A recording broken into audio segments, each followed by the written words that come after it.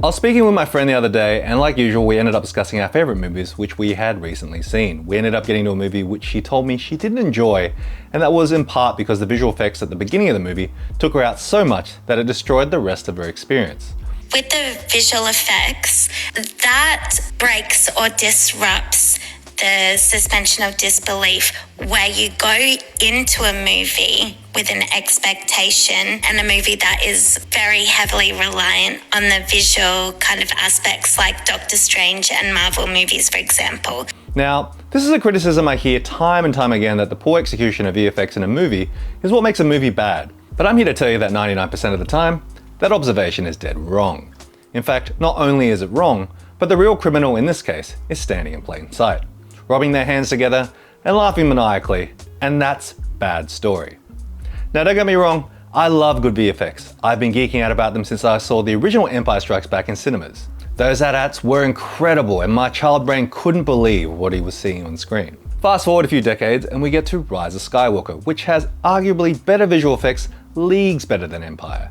And yet, when I think about that movie, I don't see good VFX, I see a bad movie. But why do you blame VFX for a movie being bad if the story is bad? Can't they see that? Well, not really. Because like good VFX, good storytelling should look effortless and is invisible. But if your story is a turd, there's no amount of glitter that can save it. But to play devil's advocate, let's see if we can look at some obvious examples of bad VFX and see if it ruined the movie. A classic people always talk about is the Scorpion King from The Mummy Returns. Recently, the Corridor crew chatted with the original VFX supervisor on that shot and explained the limitations they had coming up with the shot.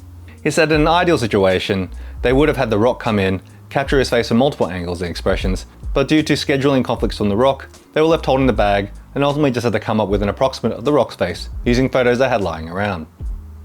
And unfortunately for the animators and VFX artists, the shot came up a little bit short. But the question is, did this shot ruin the movie? Well, if you go to Rotten Tomatoes, the general consensus is tepid, and the overall critical consensus was the special effects were impressive, but the characters seemed secondary to the computer-generated imagery. What? The effects impressive, but the characters secondary?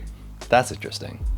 Okay, let's flip the script and look at some movies with fantastic story, but middling to mediocre VFX by today's standards. Pixar's mantra for decades was story is king, and in Ed Catmull's book Creativity Inc., Ed breaks down how passionate they were about breaking the story for a film multiple times before they even got to the animation process. In fact, there was a wholly different version of Monsters Inc. that involved a slightly older girl, and the relationship between Sully and the girl was very different. There was even a very early version of Toy Story that nearly got axed by Disney because Woody was so unlikable. Woody was an unlikable character. You are a toy! These early versions of the story is what Ed called the ugly baby, and he believed was a necessary part of the process to go through so they could get the worst version of the film out first before they started refining the story. And if you watch the earlier Pixar films, you can see they kicked out banger after banger of amazing animated films. But was it because the VFX were really good? I mean, the visuals are not bad, but not any better than your average CoComelon animation at this point. In fact, the VFX was so limited that they only modeled a few human characters, mostly because they knew they weren't quite there yet with full human characters. I mean, look at Andy's sister. It's a little bit creepy. But why do we still love this film? Story. The story is rock solid. Simple, elegant, efficient. It doesn't overstay its welcome. Doesn't feel like it has a hidden agenda, and the characters are likable. Let's look at another film that is a pretty great story, but the effects are pretty low budget. The Princess Bride. Inconceivable! The story for Princess Bride is excellent. Well executed, whimsical, charming, comedic. A story of true love and friendship conquering all. But do you remember the giant rats in the swamp? They're laughable. Do you care? Not at all. Let's take another example. 1977 Star Wars. A pioneer for modern day VFX for sure. Were all the VFX perfect? Okay, how about the original Independence Day? Did this scene ruin the movie for you? But you say these are all VFX and a product of their era.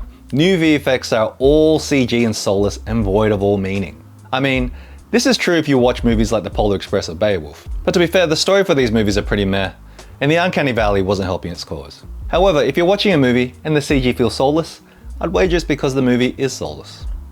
Take the battle scenes from the Lord of the Rings movies. All CG, all created in a computer, but every battle had intent and a reason to exist. And you know what's at stake if the heroes don't succeed. We care and we are already invested and we love those scenes. Or how about the more recent film from Tollywood, RRR, where all the animals are CG. The CG looks good, but it doesn't look real. But if I'm honest, when I watched the film, I didn't care. Because I was already invested so deeply in the story that I wanted to believe. Likewise, a movie with beautiful visuals like Star Wars: The Rise of Skywalker, no matter how you watch that film, it's not great. And not for lack of trying, but it ultimately didn't have a story that held up very well. So the question I need to ask you guys is, does VFX ruin movies? In my opinion, no. Not by a long shot. To quote Pixar, story is king. If the story is compelling and rich, you will believe that there were Jedi Knights fighting in a galaxy far, far away. You will believe a shark is hunting down people at a beach, and there are guardians guarding the galaxy somewhere. Freaking love that film. Ultimately, the audience wants to believe, and we put too much pressure on VFX artists to take us there, when in fact it's the duty of the storyteller to do so. Bad VFX is easy to see.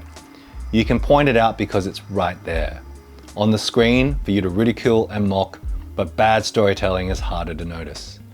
You don't know why Act 2 feels slow, why the characters feel unlikable, why the dialogue is clunky, or why the film feels like a hot mess. And we quickly rush to blame the only thing we can actually see, the bad VFX.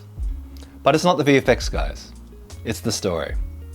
Story has and will always be the culprit, and when your story is a turd, doesn't matter how much glitter you roll that thing in, it's still gonna be a stinker. So next time you think the VFX made a movie suck, just remember, if you hate the VFX, it's because the story sucked. Speaking of VFX, I've got an awesome tutorial right here on how to make yourself an anime character using some very simple techniques in After Effects. Real banger, I suggest you guys check it out. Thanks for watching.